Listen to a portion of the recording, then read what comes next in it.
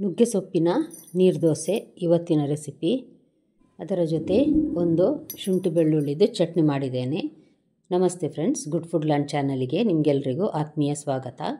ನೋಡಿ, ಜೋರು ಮಳೆಗೆ ನುಗ್ಗೆ ಸೊಪ್ಪಿನ ಗೆಲ್ಲು ಮುರಿದಿದ್ದರಿಂದ ನನಗೆ ನುಗ್ಗೆ ಸೊಪ್ಪು ಸಿಕ್ಕಿದೆ. ಅದರಲ್ಲಿ ಈಗ ಇದೊಂದು ನಾನು ನೀರು ದೋಸೆಯ ರೆಸಿಪಿ ತೋರಿಸ್ತಾ ಇದ್ದೇನೆ. ಒಂದು 2 ಗ್ಲಾಸ್ನಷ್ಟು ಬೆಳ್ತಿಗೆ ಅಕ್ಕಿಯನ್ನು ನಾನಿಲ್ಲಿ ಒಂದು 4 ಗಂಟೆ ನೆನೆ ಹಾಕಿದ್ದೇನೆ. ಚೆನ್ನಾಗಿ ತೊಳೆದು ಒಂದು 3 ಹಿಡಿಯಷ್ಟು ನುಗ್ಗೆ ಸೊಪ್ಪು ಬೇಕು. ಚೆನ್ನಾಗಿ ತೊಳೆದು ಬಿಡಿಸಿ ಅದನ್ನು ತೊಳೆದು ಎಲ್ಲ ಇಟ್ಟಿದ್ದೇನೆ. ಇದನ್ನು ನೋಡಿ, 1 ಟೇಬಲ್ ಚಮಚ ತುಪ್ಪದಲ್ಲಿ ಈಗ ಹುರಿತಾ ಇದ್ದೇನೆ. ನೋಡಿ, ಎಷ್ಟು ಹಾಕಿದರೂ ಅದು ಬೆಂದ ಮೇಲೆ ಸ್ವಲ್ಪ ಆಗ್ತದೆ. ನೋಡಿ, ಇಷ್ಟು ಬೆಂದರೆ ಸಾಕದು. ಇವಾಗ ಒಂದು 2 ಗ್ಲಾಸಲ್ಲಿ ನಾನು 1 ಗ್ಲಾಸ್ನಷ್ಟು ಅಕ್ಕಿಯನ್ನು ಮಿಕ್ಸಿ ಜಾರಿಗೆ ಹಾಕ್ತಾ ಇದ್ದೇನೆ. ಇದರ ಜೊತೆ ಒಂದು ಕಾಯಿ ಮೆಣಸು, ಒಂದು ಸಣ್ಣ ಚಮಚ ಜೀರಿಗೆ, ಹಾಗೆ ನಾವೀಗ ಹುರಿದು ಇಟ್ಟ ತುಪ್ಪದಲ್ಲಿ ಹುರಿದಿಟ್ಟ ನುಗ್ಗೆ ಸೊಪ್ಪನ್ನು ಹಾಕುವ. ಇದಕ್ಕೆ ನೀರು ಹಾಕಿದ್ದೇನೆ, ಮುಳುಗುವಷ್ಟು ನೀರು ಮತ್ತು ಉಪ್ಪು, ಕಲ್ಲುಪ್ಪು ಹಾಕಿ ಇದನ್ನು ನುಣ್ಣಗೆ ರುಬ್ಬಬೇಕು ನಾವೀಗ. ನೋಡಿ, ನುಣ್ಣಗೆ ರುಬ್ಬಿ ತಂದಿದ್ದೇನೆ ನಾನು. ಈಗ ಇನ್ನೊಂದು ಗ್ಲಾಸ್ ಅಕ್ಕಿ ಇದೆ, ಅದಕ್ಕೆ ನಾನೀಗ ಇನ್ನೊಂದು ವಸ್ತುವನ್ನು ಹಾಕಿ ಗ್ರೈಂಡ್ ಮಾಡ್ತೇನೆ. ಇದನ್ನೊಂದು ಪಾತ್ರೆಗೆ ಈಗ ನಾನು ಹಾಕಿದ್ದೇನೆ. ನೋಡಿ, 1-1.5 ಕಪ್ಪಿನಷ್ಟು ತೆಂಗಿನ ತುರಿ ಫ್ರೆಶ್. ಇದನ್ನೀಗ ಉಳಿದ ಅಕ್ಕಿಯ ಜೊತೆ ಹಾಕಿ ನುಣ್ಣಗೆ ರುಬ್ತೇನೆ. ಇದನ್ನು ಸಹ ನೋಡಿ ರುಬ್ಬಿ ತಂದು ಇದಕ್ಕೆ ಹಾಕಿದ್ದೇನೆ ನಾನೀಗ. ನಂಗೆ ತೋರಿಸ್ಲಿಕ್ಕೆ ಮರ್ತೋಯ್ತದು. ಅದಕ್ಕೀಗ ನಾವು ನೀರು ದೋಸೆ ಅದಕ್ಕೆ ಹೇಗೆ ಬರ್ತದೆ ನೋಡಿ, ಅಷ್ಟು ನೀರು ಹಾಕಲಿಕ್ಕಿದೆ.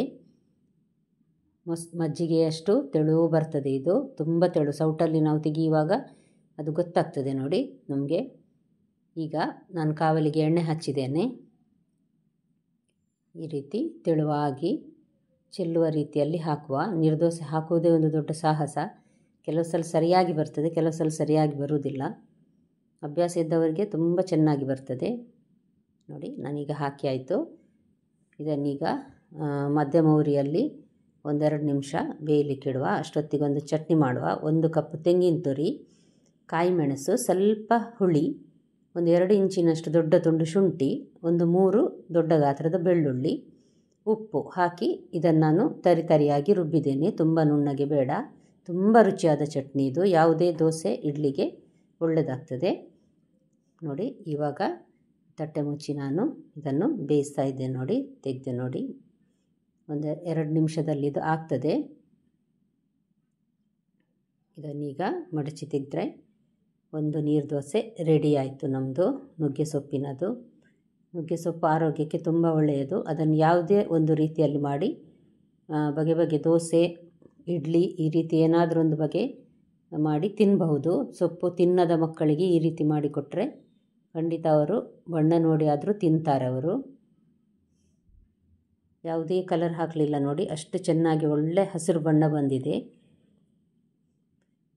ನನ್ನ ಚಾನಲನ್ನು ಇನ್ನೂ ಸಬ್ಸ್ಕ್ರೈಬ್ ಮಾಡಿಲ್ಲ ಅಂದರೆ ದಯವಿಟ್ಟು ಸಬ್ಸ್ಕ್ರೈಬ್ ಮಾಡಿ, ಹಾಗೂ ಲೈಕ್ ಮಾಡಿ.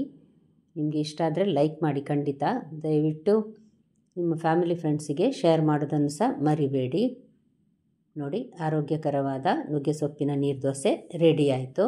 ಹಿಂದೆ ಹಾಕಿದ ವಿಡಿಯೋದಲ್ಲಿ ನಾನು ಬಾಳೆ ಎಲೆಯಲ್ಲಿ ಮಾಡಿದ ಇಡ್ಲಿ ತೋರಿಸಿದ್ದೆ ನಾನು ರೆಸಿಪಿ. ದಯವಿಟ್ಟು ಅದನ್ನು ನೋಡಿ.